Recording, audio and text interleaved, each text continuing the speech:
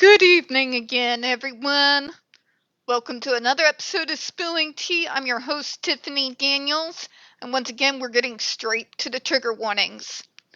When we talk about places like the Judge Rotenberg Educational Center or Agape Boarding School for Boys, you're going to hear vivid descriptions of and catch clips of surveillance footage of people with mental health issues and disabled people being tortured and abused. If you got young children present, please use your headphones. This channel is marked not for kids for a reason. We use profanity on occasion and speak on dark subjects. If your child is 16 and younger and they are watching this, parental supervision is advised. And yes, once again, we're going back to the same paragraph. I will try to keep it as quick as I possibly can. So we're going to the end of that paragraph here. Because something that they like to do, the JRC, we've gone over this before, is character assassination. What I mean by this is they are going to list all the worst traits in alphabetical order, and the type of wording and the way that they present it is to show this kid off in as worse of light as humanly possible.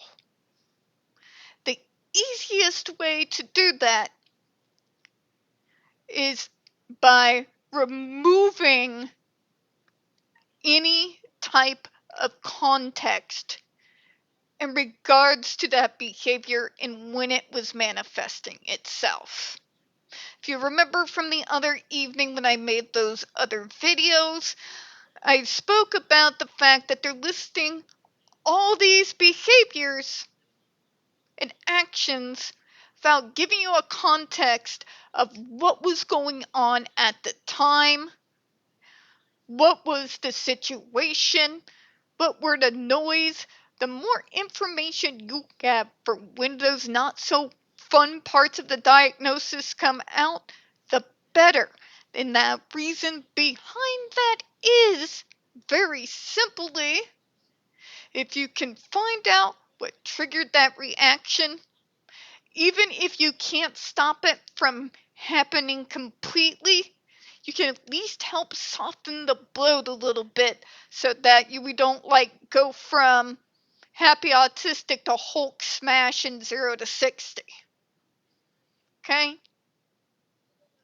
Context matters. As a means of treatment, it also acts as information. So if you know that a particular type of environment, action, words had led to a particular very dangerous behavior, you have that information.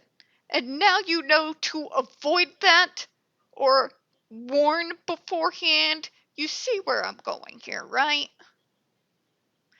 Context matters. Environment matters. The people involved matters. What is being said to the kid matters, particularly with us. Particularly with us. For me, I do not handle arrogance, condescension, or being talked down to well. If you want to see me go 0 to bitch in less than 30 seconds, that's a good way to do it.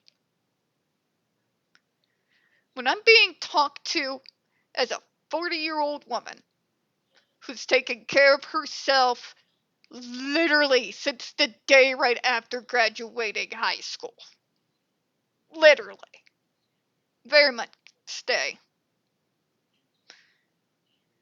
And you have people around me that are talking to me not as the 40-year-old adult that I am, but are instead using baby voice and speaking to me slowly, like I'm a toddler, that arrogant tilt to the neck.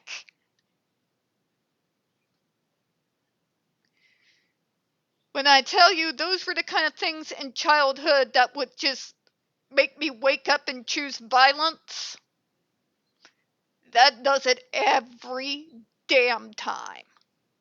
Every damn time. In fact, that's kind of weirdly enough sometimes how I got into different areas of advocacy before I got in there with the state was I have no filter for my mouth, and I do not suffer fools, and I do not suffer bullies. And I have no qualms whatsoever in verbally putting horrible people like that in their place. Job or anything happening on or around me be damned. My mom's like that too. I come by that extremely honestly. Which is great because that is a natural behavior of mine. And the fact that I built my mask, my public face, based off my mom, and I know I sure as hell got that trait from her. Yeah, I know. It's easy to pretend to act like your mom as your mask, Tiff. Whatever. My mom is awesome and I regret nothing. Sorry to take a thing into left field. Let's go back here, shall we? It's the listing again. And I'm going to read it over to you again. Because we're going to talk about breaking his own ankle, causing himself contusions, abrasions, and cuts, resulting in injuries to his caregivers, concussions, bites, lacerations, joint and back injuries, bruises, and scratches. You notice glaringly what I'm saying here? If not, I'm going to tell you anyway. What's glaringly missing here is context to every single behavior they're using to tar and feather this poor kid. Because once again, whether the JRC and the rest of the medical model like it or not, behavior is communication. It used to be one of the main mantras from this channel. If I wasn't such a scaredy cat of needles, I probably already have it tattooed somewhere on me. I've said it enough. But it really is, though. It really is communication. In a situation like this, where they're just reading off the actions without giving you the context, you're going to be like, well, obviously, this autistic is just so out there and out of control that something serious needs to be done to help this poor kid. We're going down a trip down memory lane. I'm going to take you to preteen entering middle school, Tiffany. Okay? I'm going to list to you some behaviors. After I give you those behaviors, I'm going to tell you about those triggers that caused that behavior. Let me start with the one that is the most notoriously known in my family. The knifing of the ottoman incident. Okay? So it was pretty early afternoon. I can't remember if it was summer or winter break. I've slept since then. But I grabbed one of the sharpest knives from the kitchen and knifed the ottoman. Now, Tiffany, why would you engage in such a violent and risky behavior? Here's your context. That is the same ottoman that my stepbrother would somehow figure out how to pin me down to. and force things I didn't want and would not let me get up or go. This had been something that he has done to me during that time more than once. This particular time, I had an autistic snap. When we go into meltdown, we get this strength. And it's not the type of strength that we have through the day to day. It is pure adrenaline and, be honest, for me at that time, a whole shit ton of rage.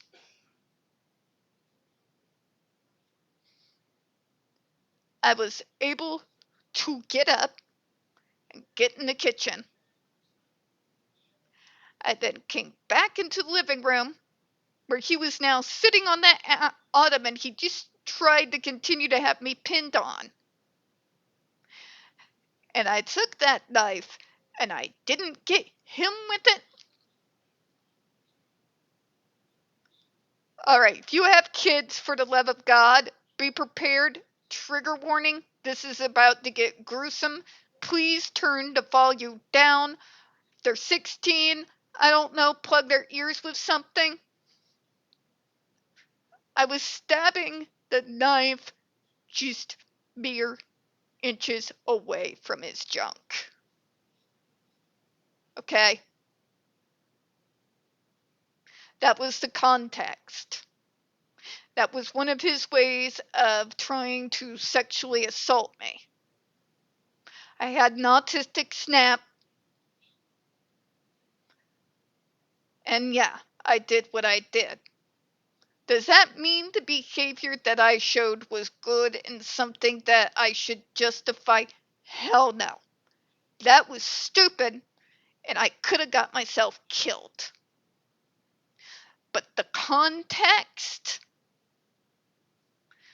what was happening, the fact that behavior didn't just come out of nowhere because I'm autistic, but because there was something directly triggering it, changes the entire situation and how that should have been handled, doesn't it? Doesn't it? Majority of us who are neurodivergent have been abused by someone. Could be psychological or physical. Could be direct care staff. It could be a CI. It could be a job coach. It could be one of the special ed aides. It could be a neighbor, some weird dude down the street. Most of us, in some way, in some form, have faced some kind of abuse. Okay? Problem is, places like JRC tend to leave that out. When you lose context, all you're seeing is a kid who's gone batshit insane. When you bring the context back in, you begin to understand. And then you're able to better work it. Okay, obviously there is some psychologically damaging stuff this person has been through.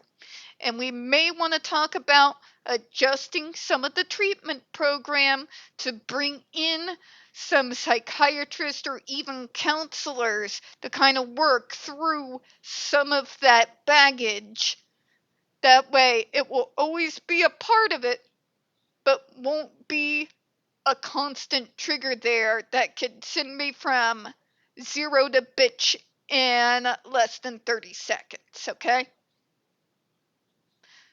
Now, keep that in your head while we read this list they just gave us again. Causing himself contusions, abrasions, and cuts. How many times have we discussed similar behaviors in people who aren't even neurodivergent? They're neurotypicals. cutters here in particular. Okay?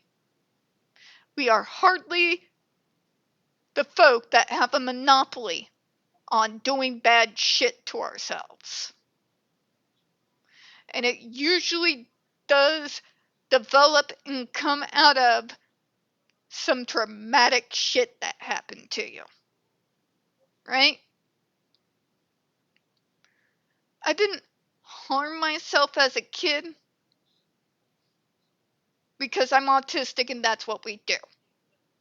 I harmed myself as a kid because it was my reaction to being physically, sexually, and emotionally abused for years and years on end. Okay?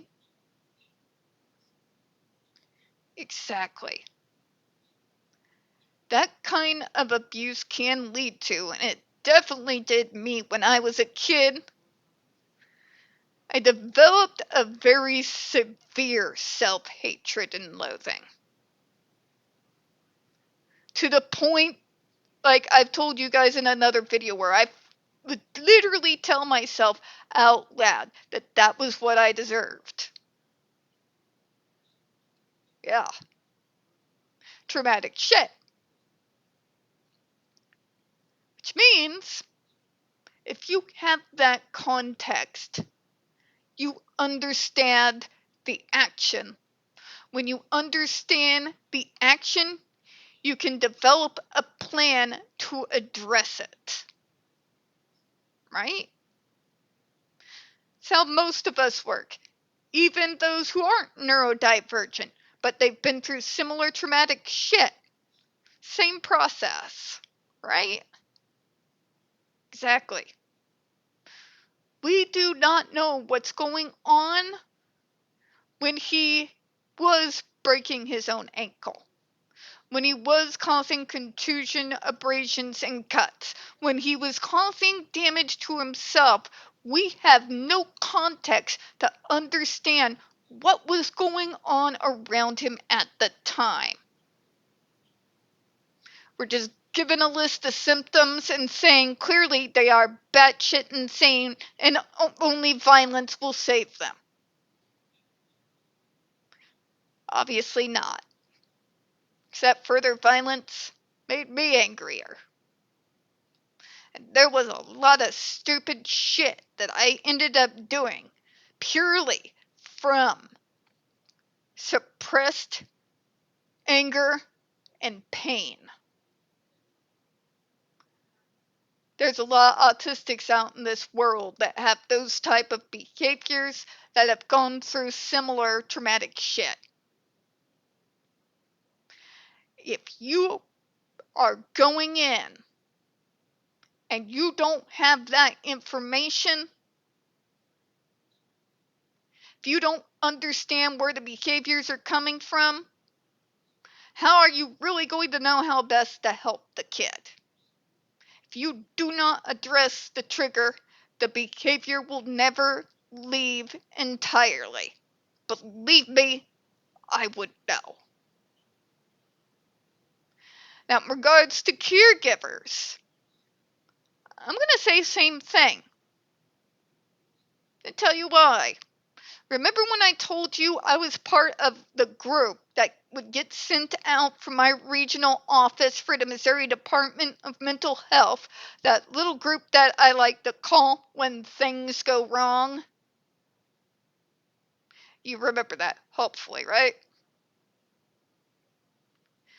In regards to direct care staff, I could not go in there as a part of those groups and automatically assume that it's the disabled person at fault.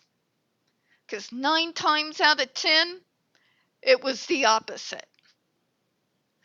I have seen direct caretakers leave bruises on some of my consumers. I've seen them manipulate and steal from some of these consumers. I've seen all kinds of crazy things being part of checking in. In particular, this was most prevalent with group homes. Okay? Context and just listening to happenings does not give you a clear picture of what actually went on. If you don't have that clear picture, then you don't know how to address the problem directly. You're just literally trying to torture the disability out of us. And then you're using this situation to justify your batshit insanity, barbarity, and cruelty. If you're not trying to do those things and you're trying to do it like everybody else does, then we would have more than this little list here, and we would have been given a little bit more detail to understand out of what situation that behavior came out of. Pretty simple, right? So yeah, even if it's harming direct care staff, and hate me if you want to, but even parents and siblings. My parents didn't abuse me. My stepbrother did. Okay? If it looks like something is going on. But they just hit the staff and the staff is damaged and all of that. Again. If I don't know what's going on in the moment where the behavior is occurring, then I am missing over half the picture. If I am missing over half the picture, how do I know whatever I'm going to try to improve the situation is going to be of any help? You don't. You're guessing. We know that, unfortunately for a lot of us, family members abuse us, direct care staff, special ed teachers or special ed aides, siblings, neighbors, friends. Those of us who are autistic tend to react in a couple of particular ways. It's usually both self-destructive as well as turning that anger out on others. If you don't provide the context, you'll never be able to address and get to the bottom of what's going on and help that kid be able to heal properly. So JRC just sitting here saying, but his care workers were bruised all over. I'm sorry, Karen, but that's not doing it for me.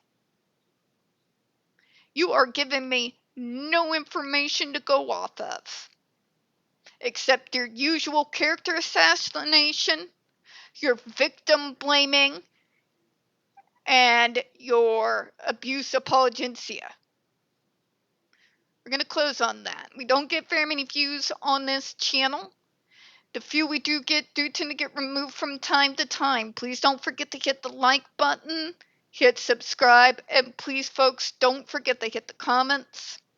I appreciate your time this evening. As always, folks, we here at Smelling Tea do hope you have a good one.